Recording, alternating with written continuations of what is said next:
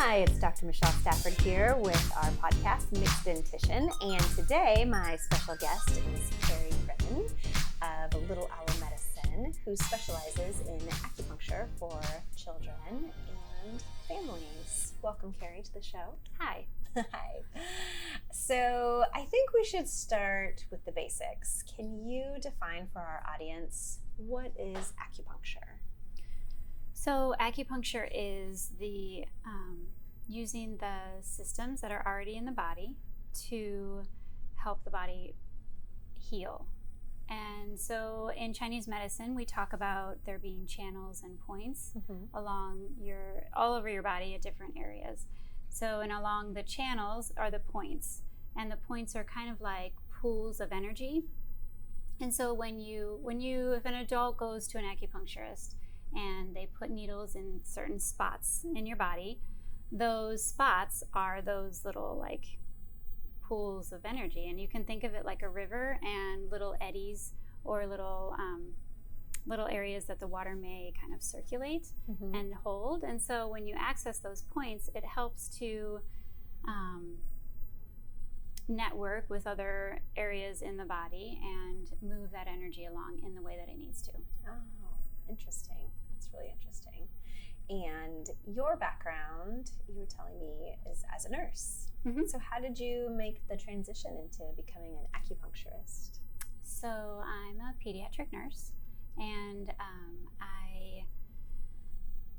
I found that being in the hospital, which I love, you often get kind of boxed into this set way of thinking and this one way of doing things. And I'd always been interested in kind of herbal medicine or looking at things a different way. And so it kind of made sense to make that move into a more alternative way of looking at healing the body than the Western medicine, than we look at it in Western medicine. Yeah, that's really great. Yeah. So tell me more about specifically how acupuncture works for children. I imagine when you say you're a child acupuncturist. Yes. I mean, I've had acupuncture before, so I'm familiar with the needles, and I bet the reaction people get was like, oh, I don't want to do needles on my kid. They'll never take that. So yeah. Describe how that's different for children. So the first thing generally that a parent will say to me when we're talking about acupuncture, and I say, oh, I specialize in acupuncture for kids, or they're talking about their child and they say, oh, we could do these things. They say, oh, acupuncture is great, but my child would never go for that. They would never sit there for those needles. And so I get to say that it's not, we don't actually have to do needles. There are actually modalities that are specific for children. And so there's a Japanese style called shonishin that I use a lot. And you don't need to use needles. Needles are not the goal. Like, they're not the end goal. You can use them, but we often don't. Shonishin utilizes tiny tools that tap and stroke and stimulate different parts of the body on the channels. So there's this, like I was saying before, there's this like networking that happens under, like, in the body. So in children, the network is, the points aren't really that developed because children are always growing and changing. Right. And so it's kind of unrealistic to think like, oh, well, they have all these set points like adults do and everything is where it's supposed to be, and that's not actually the case. So we really work on those foundational pieces, and that means that we work on building up the channels and righting them if they're wrong. So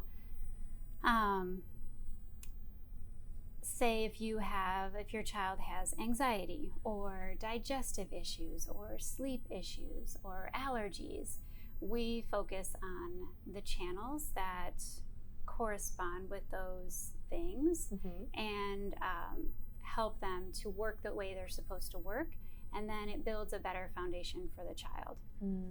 So you kind of fix them from the building blocks instead of going at it top down. So it's like bottom up. Oh, interesting. And what are some other instances why families would come see you for acupuncture? So pretty much any reason that you would take your child to the doctor, other than emergency. Right.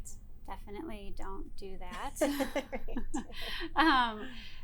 You could bring your child to an acupuncturist for. So, like I said, digestive issues, sleep, anxiety, or any of the mental health, anything that falls into mental health, allergies, asthma, eczema, let's see, what else? Headaches. Oh, that's really great to know. And pain. That's another one. Adults often think of acupuncture for pain. Right. And so we have a lot of children now that are in all sorts of sports and using their bodies in repetitive motions and in repetitive ways where they didn't before. So they end up sometimes having pain. And so acupuncture helps quite a bit with that too. Oh, that's great. Great information. So what age group do you normally see children? So I see children anywhere from infant to 18. Oh, wow. Or if they want to continue, sometimes kiddos will keep coming back when they get old enough to make that own decision on their own. So when I see the little ones, I'm seeing them for colic or sleeping. The new families, I do breastfeeding support. Oh, great. So that's really what is going on with the new ones. And in Chinese medicine, we look, especially for children, the digestion is key. So it is often the root of many issues that kids come for. So if somebody comes in, one of the things that we talk about the most is how is their digestion? And then we go from there, like what do they eat? How do they eat it? What temperature foods do they like? What are their poops like? Everyone loves that. I can imagine. We can't get enough. Right. And so we talk a lot about that. Those are all really important things for us to know about. So describe for our audience a typical first visit. So let's say I bring my 5-year-old to you for a wellness visit. Yes. What does that kind of look like? So coming in, one of the best ways, like I love kids. So we definitely, aside from a full intake from the parents, as far as like I just said, how's digestion? How was the birth? Right. How has their childhood been? Did they meet milestones? Where did they struggle? What are their struggles? What's their personality like? What is their temperature like? There's all these things that may seem like small, insignificant information, but it definitely adds to the big picture. Chinese medicine is a big picture medicine, and so we get to look at the whole thing, which is one of the things that I love about it, is that I don't just have to look at the one compartment. Right. I can look at everything and pull on all of that information.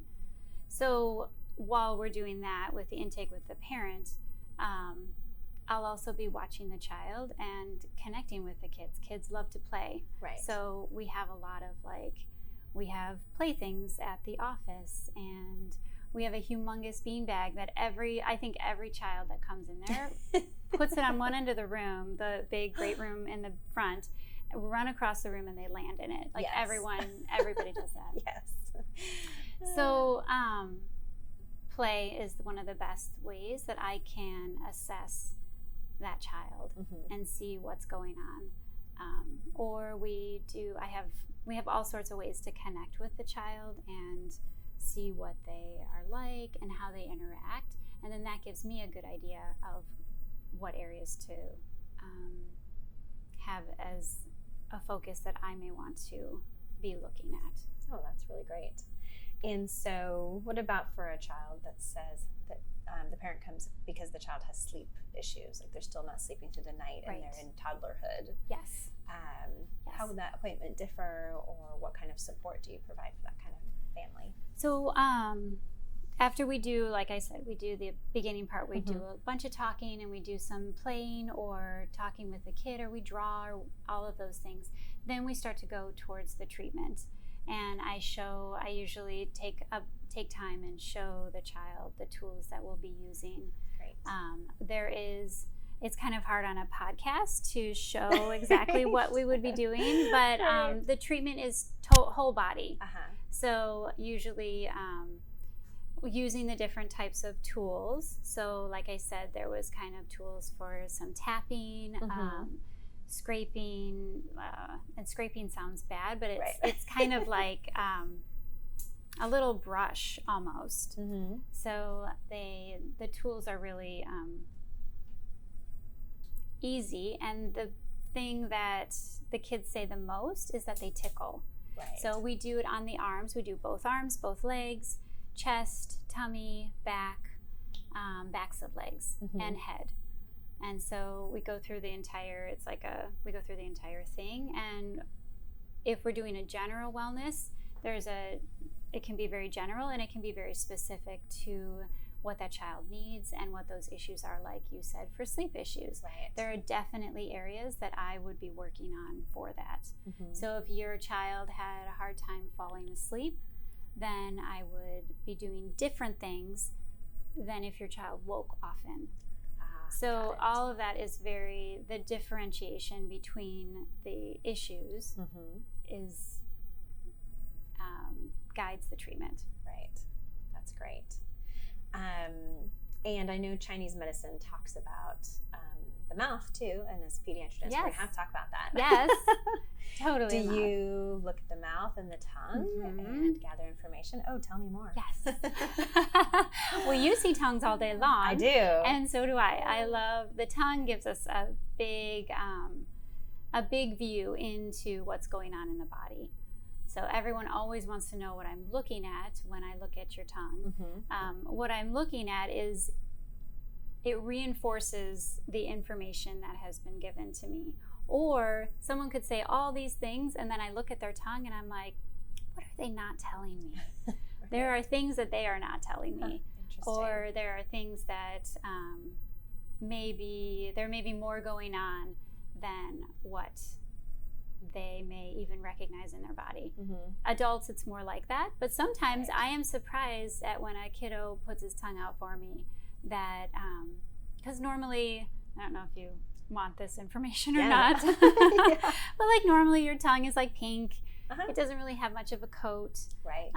Slightly moist, but not like, it's what your tongue should look like.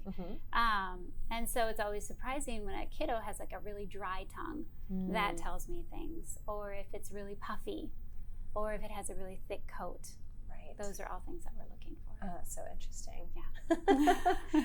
Makes me kind of want to look at tongue. So when I see a dry tongue, I think, oh, dehydration. Right. And I'm thinking, oh, here, have some more water. Drink while I have you in my chair. Yeah, right? Right. Yeah. So that's really interesting. And, the mouth is the beginning of the digestive system. So it is a pretty big key as far as what's going on. Yes.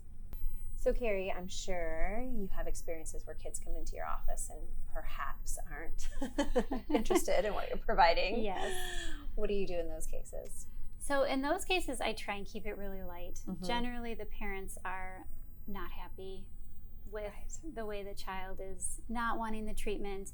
And so we'll try and, again, use play and really bring the child into the treatment. And so sometimes if they've brought a stuffed animal with them, or we pick something that I have at the clinic, we can do acupuncture on that first, and then it's kind of like a back and forth. Right. Or I let the child lead, and I say, especially if it's a kiddo that I've seen before, I'm like, okay, pick your tools, and then pick 3 things that we're going to do today. And then I just try and maximize my treatment time and what I'm doing with them. So, and that generally gets them through that day. Because a lot of times, people are coming either after school or in the middle of a busy day. And so it's really... kids don't always do great towards the end of the day. They don't. And it's hard because what I'm doing is very, it is regulating and relaxing often. But sometimes they're so amped up that they don't want that at that time. And so you have to figure out a way to give them the treatment that they need while letting them be in charge of it. Right. And that can be challenging. Yes, it can be. You probably deal with that all the time. I do. We try to keep our little ones to the mornings. Yeah. When kids are fresh, I think they do a little bit better. They do. They do a lot better. Yeah, they do. So for our parents out there, I know for myself, sometimes the kids are just like, woo, they're just having a crazy day. And usually my go-to is to put them outside in the backyard because I know they just need to run off their energy. Right. But can you provide, you'll have to describe to our listeners various points or things that you can do to try and give them some calming, and perhaps before bed, what can we do to help calm our children? Well, for bedtime, I'll talk about a couple points, but routine, as everyone hears all the time, routine helps a lot. As much as you can keep that routine the same. Absolutely. That helps when we talk about what a good routine is before bed. I often will send parents home with homework. I call it homework. Yeah. It's a massage. Like I have handouts that I give out that are specific massages based on what is going on with their child.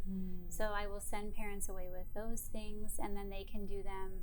Ideally it's every day if they can, but sometimes, even a couple times a week is really helpful. That's great. Some points for calming down and winding down at the end of the day. The first one that I love is right between your eyebrows. Okay. So like where your eyebrows kind of meet in the middle, there's that in-between area on your forehead. Right. And so if you have your child lie down and then using your thumb, stroke upward. Oh, I used to do this to my boys when they were infants, and it helped them fall asleep. Right? You already know. And it's and you just both thumbs, and you can just do it. It's really calming. Oh, that's great. Yes. It's a great spot. I haven't really tried it since they were older. Now I'm going to go home tonight and try it. I love that. Do it. It's a wonderful spot. And it is an acupuncture point, and it is part of the massage that we do. There's another point on your foot. So in between your big toe and your second toe. Let me get my toe out now. For anybody watching, here comes my toes. So you've got this your big toe and your second toe, and then if you go right in between them where they kind of meet, where your foot starts, slide your finger back until you feel the where the bones meet. And there's in between there's like a fleshy area because there's no bones there. So if you go all the way back to where the bones meet and then slide forward just a little bit, there's a bit of a groove there. Oh yeah, I feel that. Yeah. So on it. I might fall right to sleep. Yes. You're just gonna feel so much better. I do already. The forehead one will put you to sleep. Yeah. This one will just make you calm down. Oh, I like that. And so you just push on this, both feet. Huh. Oh, that's great. Yeah. Oh, I like that. I'm going to try that out on my kids today. Yes, do it. Those are both those are actually my two favorite sleep ones. Oh, that's wonderful. Well, thank you for that. You're welcome. And the one on your foot is also, my daughter has used to have a hard time falling asleep. She would just, sleep time is really big for worries. And that point is really good for like worries. That will be good for my oldest. I'm going to calm him down tonight. His little feet, he's gonna love it. He will love it. He loves being massaged, so he's gonna love it. That's awesome. Well, Carrie, any other tips or advice that you'd like to share with our audience today? I think that, just letting parents know that there are a lot of ways to help their child heal. Yes. And it doesn't have to be just one way. I think my biggest message for families, and what I like to tell people, is that the more things you have in your basket, the better. I agree. I love Western medicine and I love Eastern medicine, and there are amazing things in both. Yes. And so that's great. And I think the more people you have on your team to help with your children, because it really does take a village. It does take a village. Better. Yes. That's great. Well, Carrie, thank you for coming in today. Thank you for having me. Yeah, Little Owl Medicine, and excellent website. I've seen your website, and you have we didn't even talk about herbal medicine. Maybe you'll have to come back again to talk about herbal medicine. I would love that. I saw that on your website as well. So we do. And kids can use herbs too. Yeah, that's wonderful. Next time. Okay. And for our listeners out there, remember to fill the world with smiles.